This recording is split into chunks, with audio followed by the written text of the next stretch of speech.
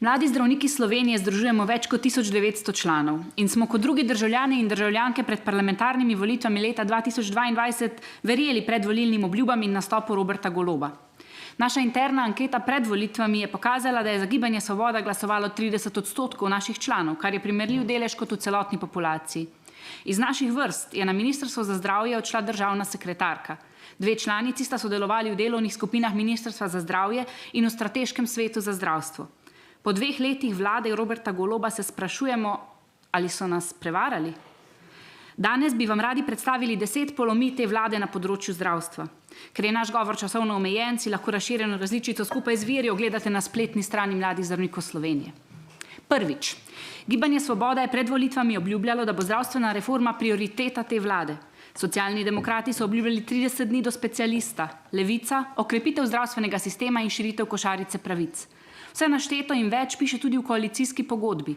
53 poslancev koalicije je januarja 2023 podpisalo zavezo vsem državljanom Slovenije, v kateri piše, da naj bi do 1. januarja 2024 dobili delujoči e-karton, imeli delujoč plačni steber, rešeno problematiko neopredeljenih pacientov, prenovljeno mrežo nujne medicinske pomoči, modernizacijo vodenja javnih zavodov in tako naprej.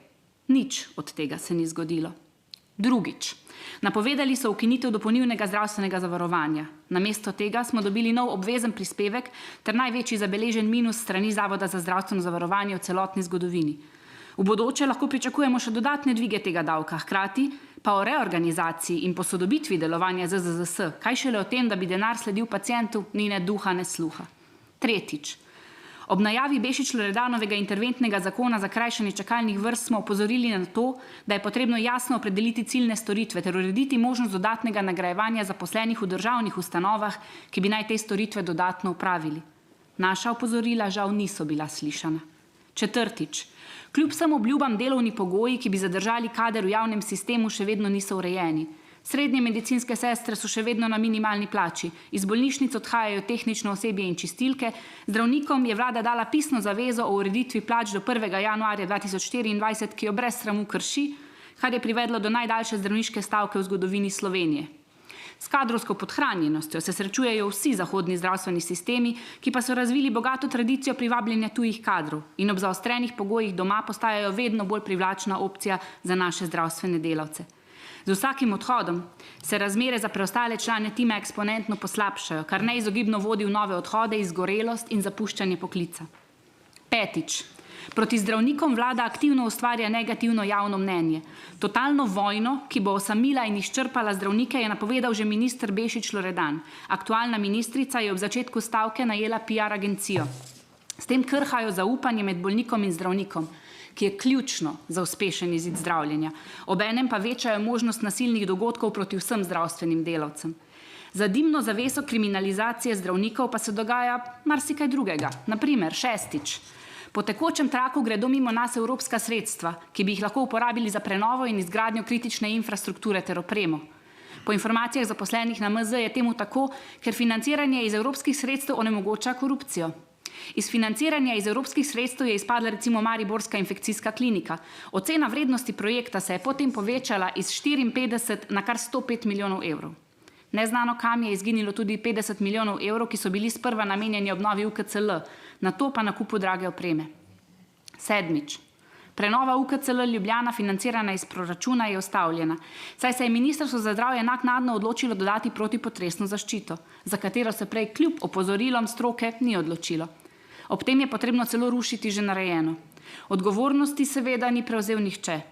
Zaradi del ima UKCL za 120 postelj manjšo kapaciteto, za piko na i pa smo prejšnji teden iz medijev izvedeli, naj v primeru lažjih poškodb naslednji 2 leti namesto urgentnega centra Ljubljana obiščemo urgentne centre v drugih mestih. Osmič. Izpostavimo še urgentne centre, saj smo mladi zdravniki sodelovali pri načrtu prenove mreže urgentnih centrov ter od blizu opazovali, kako je vse skupaj padlo v vodo. Zaradi neurejenega področja je tudi vse manj zanimanja za specializacijo iz urgentne medicine. Na zadnjem razpisu se je na 29 mest prijavilo le 5 kandidatov. Podobno zanimanje izkazujejo najmlajši zdravniki tudi za družinsko medicino in ostale stroke primarne ravni, kjer je aktualna ministrica še poslabšala pogoje dela. Devetič. Ta vlada in ta koalicija sta omogočili, da gresta na referendum vprašanje evtanazije in legalizacije še ene droge za narod, ki se že sedaj uvršča v sam evropski vrh glede samomorilnosti in zasvojenosti.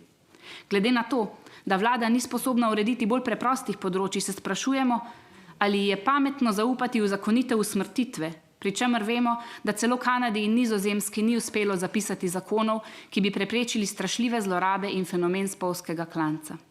10. Za konec bi lahko omenili daljšanje čakalnih dob, vladanje z odloki, sprejemanje zakonov po hitrem postopku, nastavljanje kadrov iz GEN-I v svete zdravstvenih zavodov, množične odhode kadra iz Ministrstva za zdravje pod aktualno ministrico. A vendarle moramo opozoriti na to, kaj se še pripravlja. Trenutno sta v javni obravnavi zakon o digitalizaciji in zakon o kakovosti v zdravstvu, ki oba predvidevata ustanovitev vsak svoje dodatne agencije za kanaliziranje javnih sredstev v žepe izbrancev. Napovedali so zakon o razmejitvi javnega in zasebnega zdravstva, ki bo brez izboljšanja pogojev v državnih in občinskih ustanovah od tod pregnal mnoge strokovnjake v privatno zdravstvo. Naj zaključimo s citatom Aleksandra Solženicina, na katerega smo pomislili ob zadnji visokoleteči zavezi te vlade, da bo leta 2027 na Primorskem študiralo medicino prvih 100 študentov. Vemo, da lažejo. Oni vedo, da lažejo. Oni vedo, da vemo, da lažejo. Mi vemo, da oni vedo, da mi vemo, da lažejo. Pa še zmeraj lažejo. Hvala.